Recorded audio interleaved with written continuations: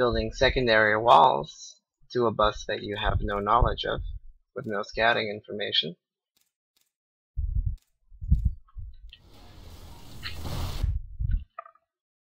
Getting missiles or an engineering bay the moment my spire starts, and going master without scouting anything. To a very large degree.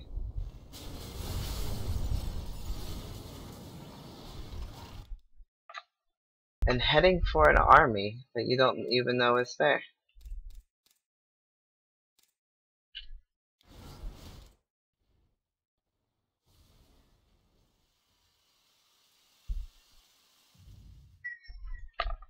Now it's clear to see that this player is hacking.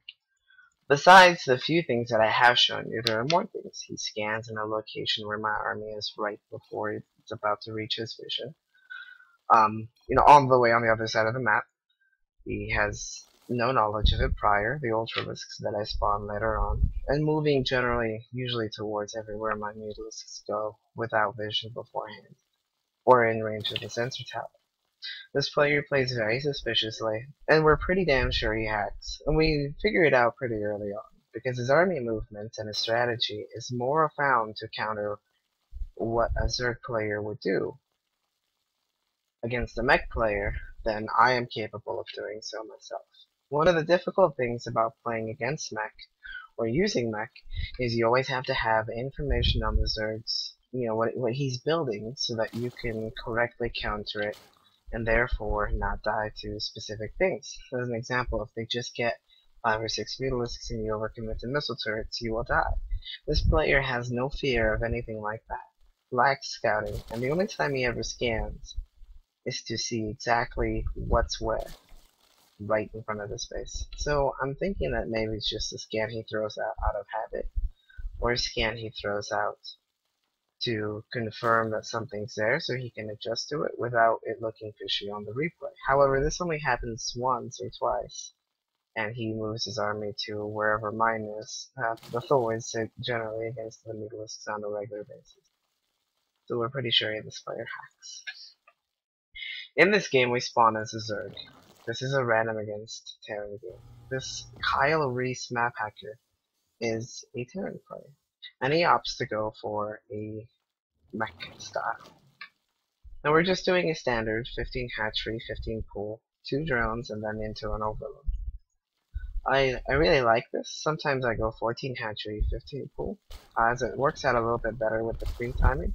But you do get to be a little bit greedier and have a little bit more mining time by not doing so. Now, the gas geyser we can get slightly delayed. I'm not terribly concerned with it. If he's doing any kind of cheese or proxy 2 Rex, then, it's better off if you're not mining gas because it's more minerals to defend it. And an extra drone to help you. He does start off with Marines to help try to kill this Overlord, and he almost got it, but he doesn't. And then he goes straight for this Overlord down here. While his SUV is out on the map checking my bases and stuff. I'm not sure why he bothered scouting. Maybe it's just so that he automatically doesn't send everything to the wrong location. But, yeah. So this is the second Overlord he's prepared for. This one was a little obvious, but this is the second one that was not so obvious. And no reason that he really should have gone for it. Now begins Hellion production, which is pretty standard. Circling's over here. Trying to deal some damage. SUV is already on the roof to go ahead and stop my units. But we are able to outmaneuver him a bit. 2 queens out, just injecting. Send the weak circling to the back. Go for the marine. And get this SUV.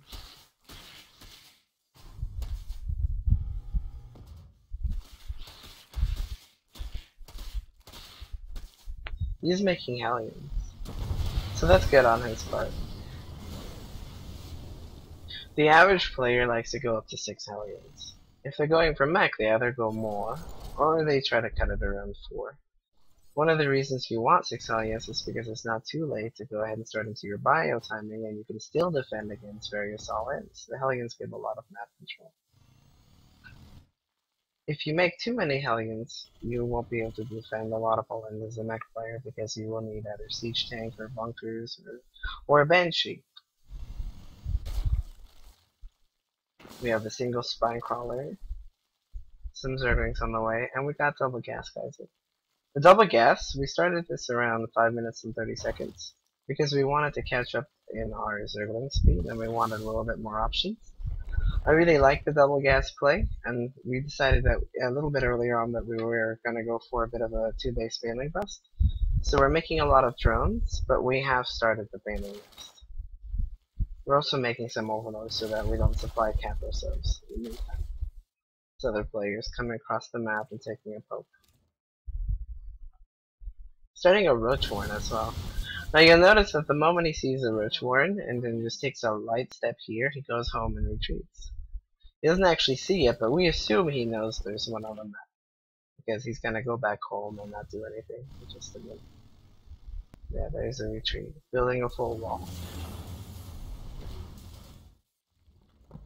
Now back home, we've started over there. We want to make sure we're able to have a little bit of a backup plan, so we don't want to completely sacrifice our tech.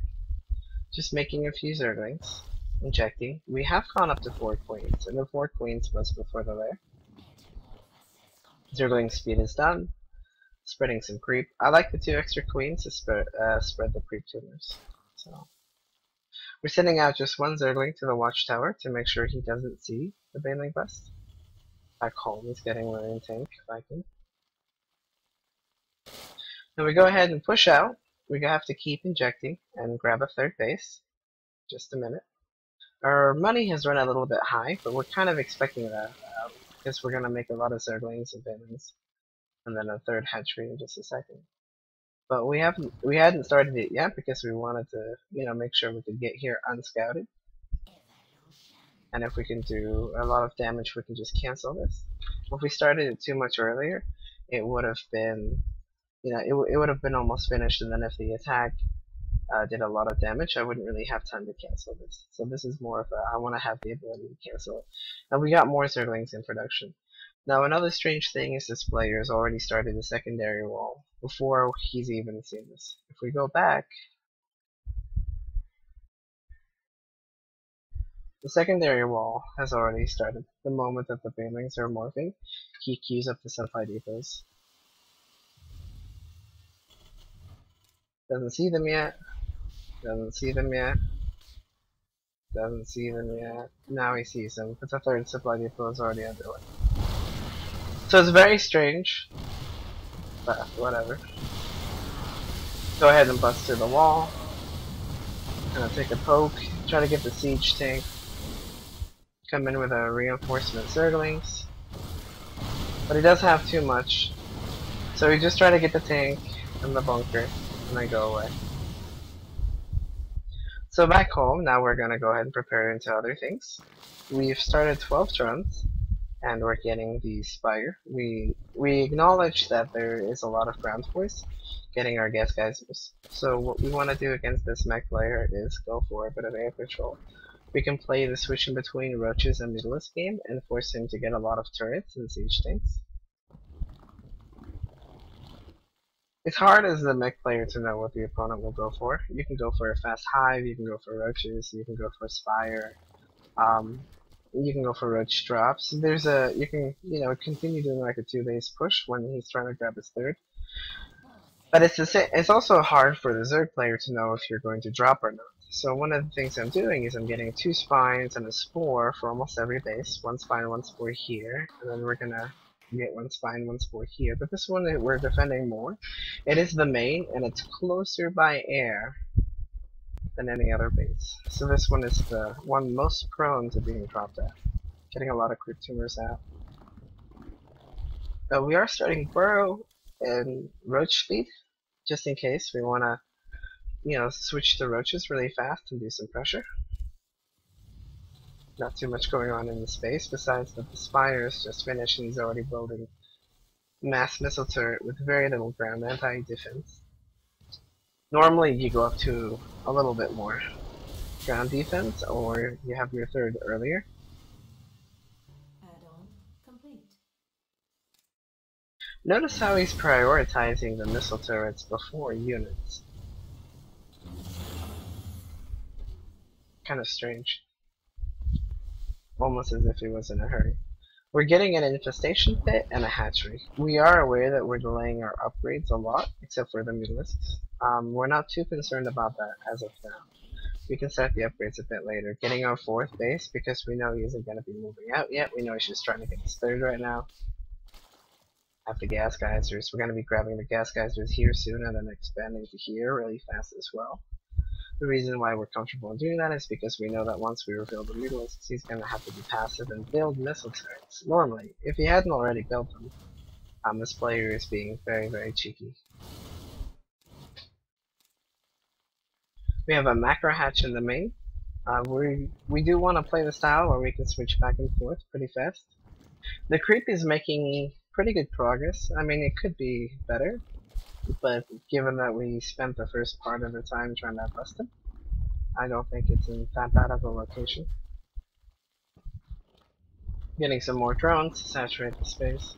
18 drones, so we don't want to oversaturate this with like a fresh 16 and 3-3. We can go with 3-3, and then maybe do like 10 or so in this location, or 10 or 12, and then it won't be too many, and we can still drop some. We know we don't have quite as many here. I don't know why this one. Oh, there's actually 4 AFK drones, so that's a mistake. We'll come over here, see lots of missile turrets, see a barracks floating on patrol. We'll just pick that up. So we start the hive pretty fast and we get a second spire.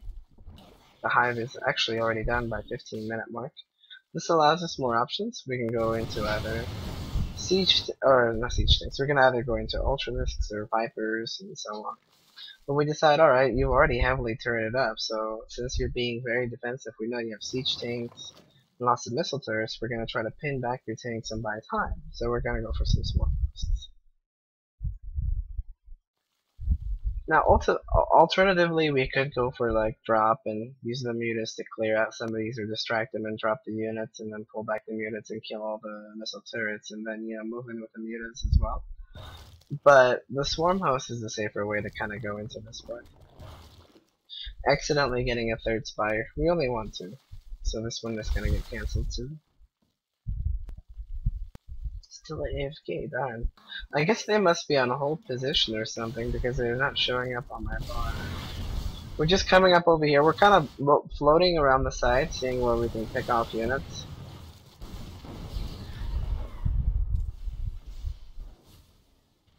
Now his units were down here. I want to show you something real fast. So this is interesting.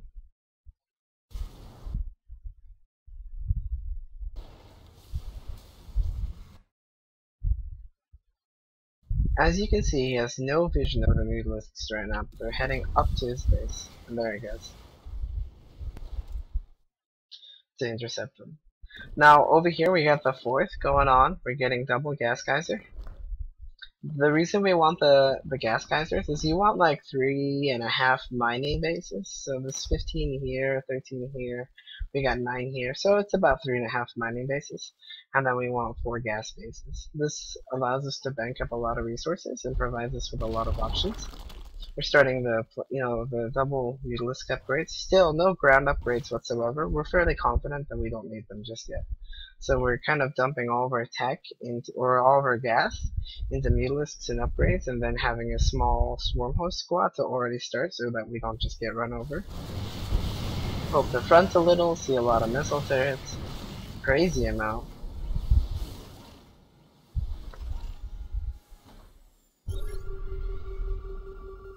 And the swarm hosts.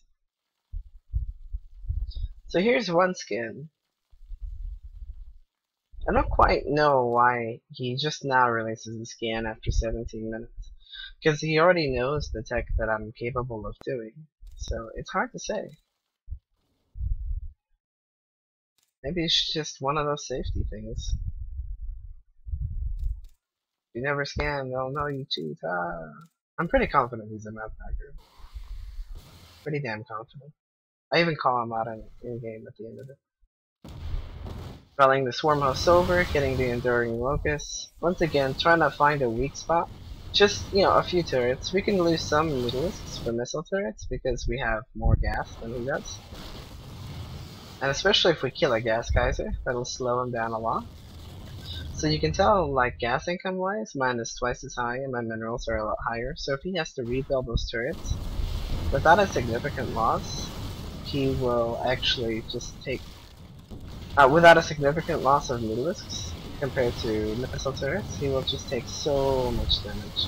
And this was worth it. We killed 2 Thors, and we're at 90 workers. So by killing some Thors and some more mutalisks, we can go ahead and go, alright, we're gonna go for more mutas, because now you're gonna have to rebuild Thors, and we're gonna we could go into like a heavier ground, but you already have a lot of siege tank, you have a nice wall. But we are starting like some spores and spines, just a few. Just 3 each. Slow down a push heading towards me, and slow down some, like, let's say a Banshee, or get detection, or if it's like Raven or something like that. But we're getting 19 mutas, and now we decided, alright, it's time to get our upgrades. The swarm hosts and mutas are a great way for pinning them back, but now it's time that we really open up some options. So since we have so many bases, we decided to get all 3 of them. I wasn't sure if I wanted to go into roaches yet, because I already have the roach speed, but the missile attack will help the swarm host, but I also kind of want the evolution, the melee attack, because I want to be able to use ultras or zerglings in the late game. So we're getting almost all the upgrades, and we feel that we're definitely capable of doing that because of just the amount of gas we have. We tried to sneak a base over here, but the zergling was on patrol between all these bases, so we're fine there. Creep spread is to his base, that's going to help the swarm host a lot. Ultraless cavern, so that's going to be nice. We have a nice row of production here. Getting another base over here. This one's weaker, but it's still kind of close to me, and it's nice to get the gas geysers real fast. Even if the base falls, it'll just be a hatchery and some drones and extractors, so it's not that big of a deal. It's not really where we're mining. Or we're mining down here and here. Mostly. Man, that sucks. But they're still AFK all this time. Getting 2 spines here. Spine crawlers are just in case of Hellion run-bys. We're still trying to find a weakness in his armor. He's not really trying to get a 3rd at the moment. So when he gets a 3rd, then we'll be able to deal a lot more damage to him. Because then he'll be stretching himself even more. Or a 4th. He'll be stretching himself even more. Running pathogen glands, we want to be able to use infestors. We're getting the Baneling centrifugal hooks, because we might want to be able to roll Banelings into like Mass Hellbat or something like that. Banelings against Mass Hellbat is pretty damn good, especially if they're not sieged. If you can catch his army off guard, Mass Baneling, like Roach Baneling, is actually pretty good, as long as he isn't sieged. It's a map control, stop the Hellion arrest with the mutas. And now we're starting our +2 attacks in all of them. Now this player hasn't done a lot of upgrading at all, which is a huge mistake on his part.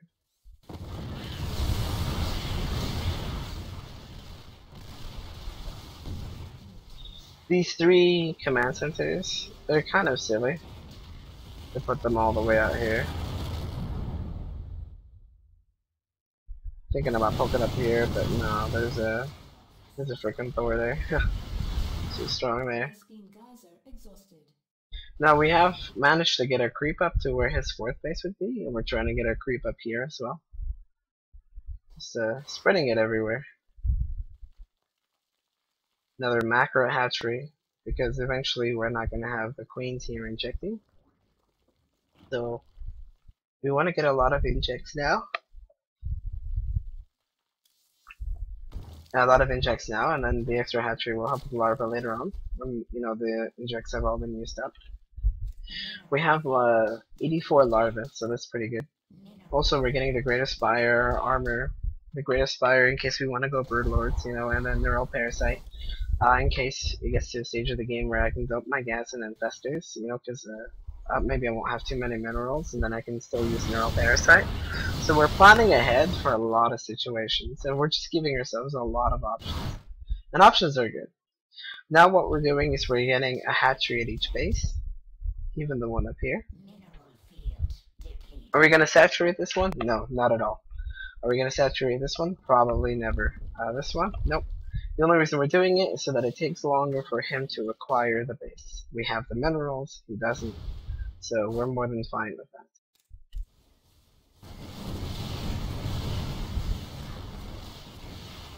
It's a lot of ravens. A lot of Zerg players are very afraid of ravens, and also we're getting the hydrogen right now. But the Raven isn't that scary. It's definitely overpowered, I think, but it's not that scary. I mean, he pushes out, and what we're doing is we're trying to position ourselves over the Thors, and if the Hunter Seekers, we're just gonna try to get them into the Ravens. So we take the clump that's been Hunter Seeker, we go, take a bunch of Ravens with us. Now we hold position over the siege tanks, try to kill a bunch of tanks. Why are we doing this? We just lost our whole Mutic Cloud? Yeah, but he loses a lot of Raven energy. He lost a lot of the Ravens, some Vikings, and some siege tanks. I'm sorry guys, I'm so tired.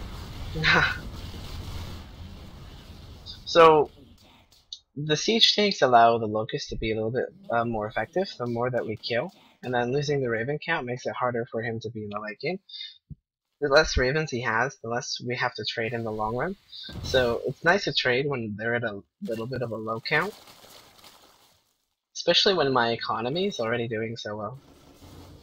And here he's coming to kinda... He's sending Hellions to every base. He wasn't actually aware of these earlier, like... To my knowledge, he wasn't. Let's go back here. So here's the attack.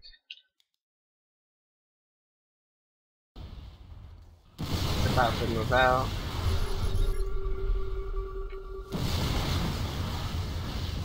And at this stage he has no knowledge of this. Here comes the siege. Here he goes. And yeah, still no knowledge of this whatsoever.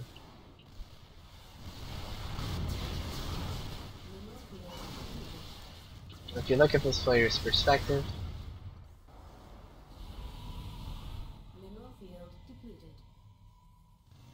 he takes the Hellions and sends them to go into siege Hellbat mode without having any vision of the bases. He actually orders them to split up 2 here and 2 here and go into Hellbat mode without any of the bases. This guy is a very blatant hacker if you know what to look for. And I recognize this in the game. I'm like, you've never scouted this. Like, when this happened in the game, I'm like, you didn't see this. There's no way you saw this, because I was, you know, watching for the scans, I was watching for units. At this stage of the game, there's not a lot of micro you can do, so you have your eyes on the map like a hawk, you know, so you can kind of figure out exactly how you want to position and attack. That's the most important part of this stage of the game, is positioning and attacking. So we go ahead and wipe these out. And, you know, right around now, we're pretty damn sure that he's a map hacker. We're like 90% positive. Kill some drones. That's unfortunate. Getting the Hydralisk upgrade. So, you know, once again, we're just covering all of our bases. We have pretty much every upgrade. Right about now, I can't think of too many that we don't have underway. Just, you know, Overlord Speed and Ventral Sacs, but we're actually going to get those in a minute. Once he kills this base and tries to land here, we try to send Overlords over here. So there it is, Ventral Sacs and Overlord Speed right under it. So it's going just a little bit slow, so we're just going to ×2 for a second. Using the Mutus to clear up some of these auto turrets. Here he comes. Kind of head back up here. We'll try to wipe out some of the siege tanks. So we just try to spread over the tanks and go and hold position while his anti-air isn't there. Now he did have a lot of point defense drones, which is unfortunate, but he does Hunter Seeker, so we kind of zoom in. Hurt a lot of it, but this didn't end up doing what we wanted to do. We wanted to take some tanks with us, but it already had like 4 or 5 point defense drones here, so that was a pretty big mistake. It was very unfortunate. But then again, now we can switch into Ultralisk. So we're getting some Ultras, getting a few more Spine Crawlers in this location, and getting some... Where was the other location? Oh, we're getting some over here, because he definitely likes to attack.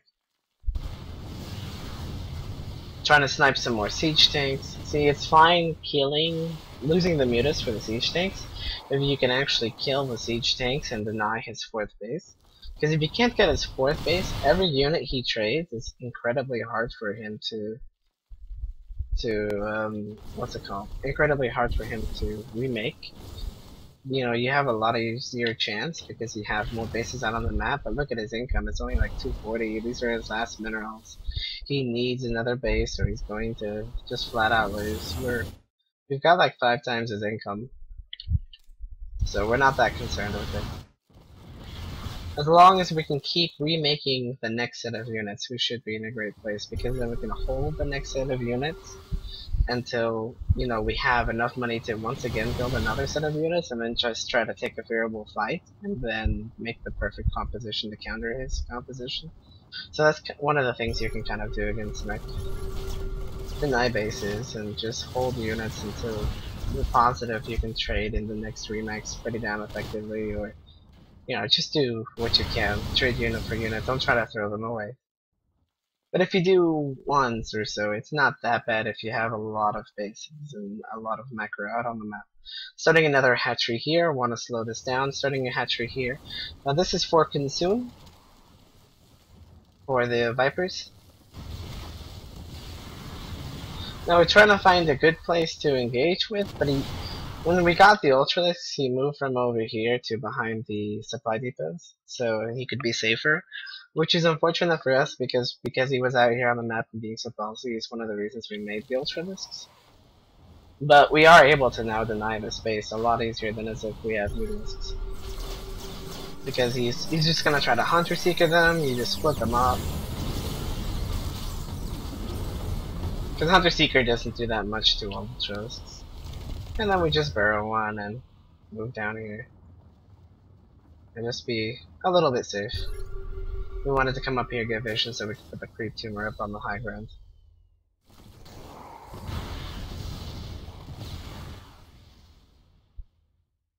Pull some queens over, get some, you know, transfuses going.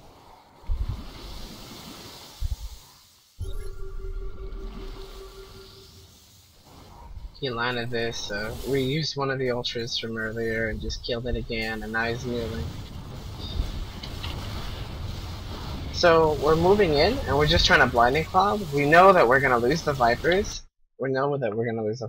But our goal is just to blinding cloud and take as many tanks and Thors with us as we can. We know we have a big bank, so our goal is, alright, we're gonna force you to make more units, despite knowing that you don't have that many at the moment. So the more we take out here, the better. It means our Locust will be more effective and we can tech into anything because he has to make siege tanks. And he does try to Hunter Seeker the Vipers, so we're just going to try to move them into the cloud of Ravens. Take a bunch of them out, so now he has to build more Ravens. Take out a bunch of Thors, siege tanks. Hacks can't buy scale and you lose. Yeah, I call him out on it. Yeah, IBM a little bit, but come on, he made it blatantly obvious. You know what I mean? If you're gonna hack, at least win. I mean, it sucks for him that he went mech against Zerg when it's my all-time best matchup. Like I've hit 91% with TVZ mech playing on Korea ladder. I know it in and out very well. I know what you're supposed to do. I know how to respond. You know, it's just a matter of doing it. So the fact that he went my best matchup and then decided to hack against me, like I can see what's supposed to happen and how you're supposed to respond in the best ways, and it sucks for him. Like if you're gonna cheat and then you get called out on it and you lose, I mean I'm sure that's a horrible feeling. But he just leaves. It's game over. He started off the game with BM. He hacked his way to try to get to a quick victory, and he got destroyed. So, Kylereese, you suck. I hope you guys enjoyed the video, and you all have a wonderful day. Bye, guys.